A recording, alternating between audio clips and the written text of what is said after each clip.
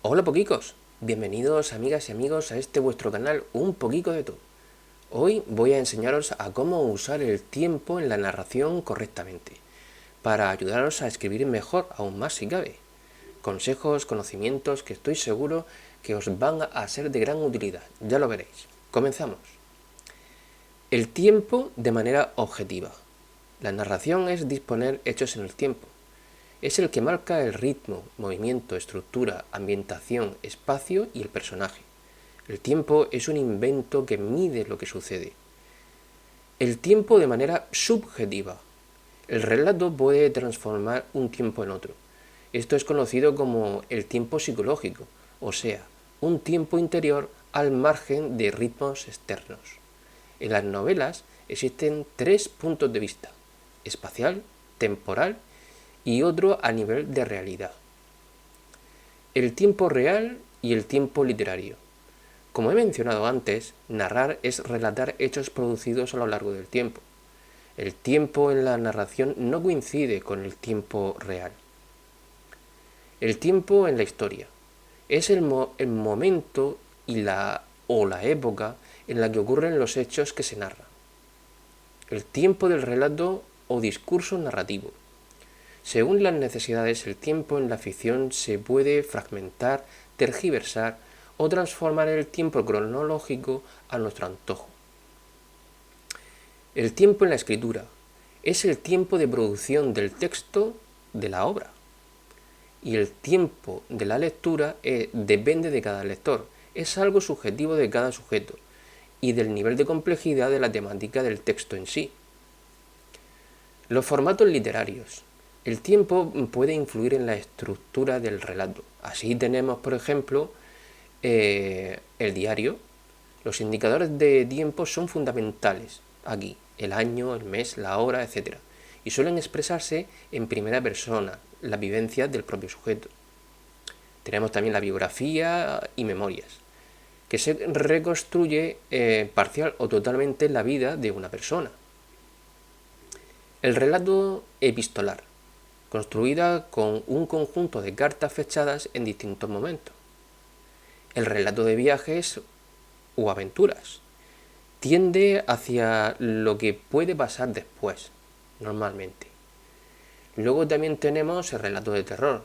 El tiempo puede crear terror, miedo irracional o racional. También está el relato de ciencia ficción, que permite viajar al lector por el tiempo y el espacio. El relato policíaco. Su estructura depende casi de la postergación en el tiempo de la información principal, o sea, el hecho que se investiga no se descubre hasta el final. A la hora de escribir un cuento o una novela hay que tener en cuenta ciertos puntos. Por ejemplo, el tono de la voz narrativa, el punto de vista desde donde contar la historia en sí, el dominio de los detalles, su exceso o su economía, la elección del espacio, la dosificación de la información, el manejo del tiempo vinculado a la tensión, el ritmo y el fluir del cuento o la novela. En cualquier historia, la organización debe ser equilibrada para mantener el interés del lector. Un cambio de escena o de capítulo puede suponer un cambio de tiempo que puede expresar el paso de muchos años. A la hora de construir un relato, se debe averiguar cómo queremos contar la historia y no solo centrarnos en lo que queremos contar. En lo que se refiere a la puesta en marcha, el periodo es el tiempo pasado, presente, contemporáneo o no del narrador, la estación del año, unos días, un instante o un lapso de tiempo preciso, en concreto. En resumen, es importante imaginar antes los periodos de tiempo y en qué época y en qué momento ocurre la historia que queremos desarrollar, aunque en el transcurso de la escritura se necesiten hacer los cambios pertinentes en ese momento. Por ejemplo, se pueden ganar más o menos tiempo en la obra Las mil y una noches, con Sherezade. El tiempo puede regular el ritmo. La trama para modificar el significado. La trama es la forma en que se organizan los episodios ante el lector. De su buena articulación depende la eficacia de la intriga que se narre. Por ejemplo, el inicio de un relato puede coincidir con su desenlace temporal del suceso. El orden de posición de inicio, nudo y desenlace, si los cambiamos de orden, sí que pueden cambiar las emociones en el lector. Y eso a veces puede ser lo que estemos buscando con dicho nuevo orden de estos 3 puntos que acabo de mencionar. En lo que respecta al orden, es la relación entre la sucesión de los acontecimientos en la historia y su disposición en el discurso. El tiempo no tiene por qué presentarse de una manera lineal u ordenada. Puede alterarse, descolocando el discurso temporal. Por otro lado, tenemos la linealidad. El orden de los hechos depende de cuál sea el foco considerado de mayor interés dentro del texto. En la narrativa, el flashback se llama retrospección o analepsis y es una figura importante. Luego tendremos el in media res o principio abrupto. Consiste en empezar la narración en un punto intermedio de la historia, para después ir relatando los acontecimientos anteriores y posteriores al punto de arranque. Y consiste en iniciar la acción cuando se encuentra en pleno desarrollo sin haber presentado previamente a los personajes. Esta estructura es estructura inversa o anacronía. La estructura inversa o anacronía consiste en adelantar el desenlace de la novela en las primeras páginas y después ir contando cómo los acontecimientos evolucionan hasta ese final. Una anacronía puede orientarse hacia el pasado o hacia el porvenir, es decir, el orden puede presentar se puede presentar en un relato de las siguientes maneras: como retrospección o como prospección. La retroprospección o analepsis es el enfoque hacia el pasado. Se incluye algún aspecto referido a un acontecimiento ya ocurrido, por ejemplo, recuerdos, delirios, cartas, confesiones, etc. La analepsis también se produce cuando en el transcurso de una narración se introduce otra, en la que se relatan acontecimientos anteriores al tiempo de la primera. La prospección o anticipación se produce al adelantar o anteponer la narración de un acontecimiento que, siguiendo un orden lógico-causal, debería relatarse después. En resumen, mientras el orden cronológico o desarrollo lineal ayuda al desenlace, la prospección o anticipación puede empezar por el desenlace y ayuda al acontecer. La duración. La aceleración dedica un segmento breve del texto a un periodo largo de la historia y engloba el sumario y la elipsis. El sumario o resumen acelera el ritmo del relato. Es la síntesis, la concentración de material narrativo en poco espacio. La elipsis silencia información de la historia, acelerando el ritmo del relato. Ejemplo, cuando se omite en la narración un periodo de la vida de un personaje. La desaceleración dedica un segmento largo de texto a un periodo breve de la historia. El grado máximo de desaceleración es la elipsis u omisión de uno o más momentos de la acción y engloba el análisis y la digresión, la escena y la pausa. Frecuencia es el número de veces en que los acontecimientos se repiten en la narración. La voz. Según la posición en que se coloca el narrador frente a la historia, destacan los siguientes. Ulterior, se narran hechos pasados. La anterior, que es la narración que predice, por ejemplo, un sueño premonitorio. La simultánea, que es la narración contemporánea a lo que ocurre. La coincidente, que es variante del simultáneo.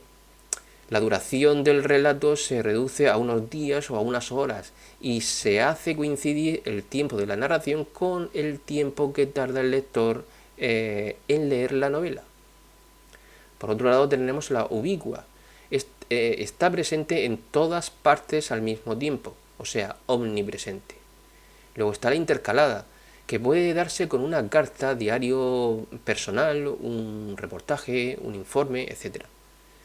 La entrecruzada, que es el empleo de dos tiempos combinados en una misma construcción, transgrediendo las reglas gramaticales.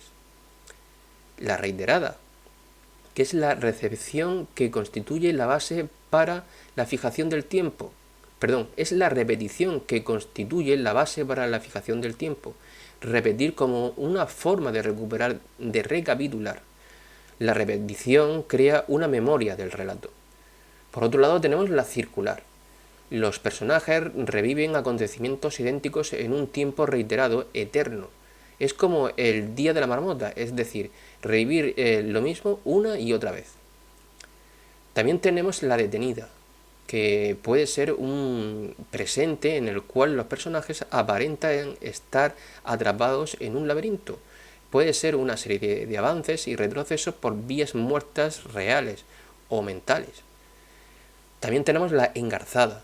Una historia depende de otra o se interrumpe para dar paso a otra. Por ejemplo, en los cuentos de las mil y una noches, ya que están engarzados uno dentro de otros. En resumen, escribir un relato da la libertad para organizar los incidentes intercambiando su orden en la vida real. Por otro lado tenemos la ocultar información.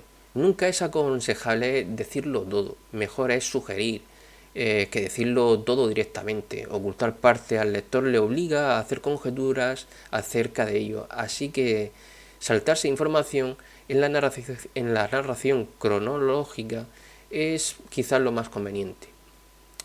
Sobre el punto de vista, se debe conocer bien la vida del personaje del que queremos hablar para así saber qué voz narrativa le conviene más y el punto de vista desde donde se debería contar. El agente activo es el tiempo también se mide por lo que el personaje hace, ya sea ganar o perder tiempo. Por tanto, el tiempo depende también de la acción. El desarrollo argumental de una narración suele evolucionar a través del tiempo. Lo que hace un personaje, su actuación permite la constitución de la intriga, como dato o como señal del entorno. El tiempo permite reforzar o indicar el estado de ánimo de un sentimiento, amor, alegría, etc. No solo determina la estructura, sino que también arropa al personaje en sí mismo. Seleccionar detalles. Bueno, la selección de los detalles que caracterizan al personaje o la situación permite crear una atmósfera particular, sugerir un hecho no mencionado o dar a entender que algo puede suceder. Sobre los rasgos físicos, pueden indicar un momento cronológico en la vida del personaje, por ejemplo, las canas, que simbolizan la vejez. La edad, según la edad del personaje, se le relaciona con ciertas acciones o comportamientos. Por otro lado tenemos la percepción mental. Es el tiempo interior del personaje, su memoria, sus recuerdos, sus preocupaciones, etc. Y esto puede coincidir o no con el tiempo de la historia. A veces, el tiempo cronológico no coincide con la vivencia subjetiva de ese tiempo de los personajes. Por ejemplo, un sueño de un personaje, marido, le pueden haber parecido 3 horas y a su mujer parecer que su marido solo durmió 3 minutos. Sobre la situación, indica cómo ocupa el tiempo un personaje, su vida, un instante, horas, etc. El tiempo se ocupa de lo que vive el personaje en el tiempo, las situaciones vinculadas al tiempo y qué viven los personajes, que pueden ser la necesidad de recordar, la obsesión, el despertar, el insomnio, el límite, la espera, la advertencia, la conjetura, el deseo. Trabajar con fichas, bueno, siempre resulta orientativo durante la escritura del relato. Usar las fichas bien ayuda al lector a comprender mejor la obra y a la credibilidad de la misma. Creadores de atmósfera, bueno, sitúan al lector en la historia. Por ejemplo, lejanía cronológica, estados de ánimo, y siempre con un tono creíble. ¿De acuerdo? También tenemos las clases de pasado. El pasado es el tiempo más rico en matices, los cuales son los siguientes: pasado reciente, que acaba de ocurrir o pasar algo; pasado puntual, hechos ocurridos ya en el pasado; pasado inacabado, hechos que están ocurriendo en el pasado, que es un presente pasado. Luego tenemos también el pasado relativo, acción anterior a otra también pasada, o alguna determinación temporal de pasado. Luego también hay que mencionar la narración en presente. Así es posible que la narración parezca más ágil, pero tendremos que contar solo lo que el personaje vive en ese momento. Por tanto, se restringe la información. De esta manera se hace participar en cierta forma al lector en la acción. Es como si proyectáramos una película ante sus ojos. La narración en futuro es menos usual. Designa una acción que no se ha realizado ni se está realizando, sino que ha de realizarse. Tenemos también el jugar con los tiempos. Es conveniente alterar lo previsible en un relato, buscar caminos nuevos, huir de las reiteraciones innecesarias, trastocar el relato e invertirlo. También tenemos los comodines, usados para facilitar la tarea de señalar un momento con exactitud convenientemente. Por ejemplo, las marcas de tiempo: ahora, hoy, ayer, mañana, etc. Incluso se pueden usar comodines combinados entre sí, y no recurrir siempre a los mismos comodines temporales. Hay que intentar decir de forma más sugerente lo que se quiere decir. El tiempo narrativo es el resultado de adaptar las diferentes perspectivas temporales a las necesidades del relato. Hay que tener en cuenta el orden, duración, frecuencia y la mirada del narrador. También hay que procurar no abusar del gerundio simple. Por ejemplo, subiendo, mejor usar acciones simultáneas como me fatigo subiendo las escaleras. También no abusar de los típicos en ese momento, entonces fue cuando, etc. Y también no abusar de la voz pasiva. Bueno, y bien, espero que todo esto os haya servido para poder guiaros a hacer un buen uso del tiempo en la narración.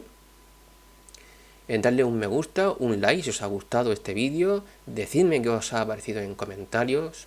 Os invito a que hagáis una excursión por el canal, que seguro que vais a encontrar alguna temática que sea de vuestro interés. Proponerme vosotros mismos nuevos temas, que si estoy capacitado lo trataremos en el canal. Suscribiros y darle a la campanita para ver y estar al día de todo el contenido. Nos vemos en el siguiente vídeo, amigos. Un saludo a todos. Adiós.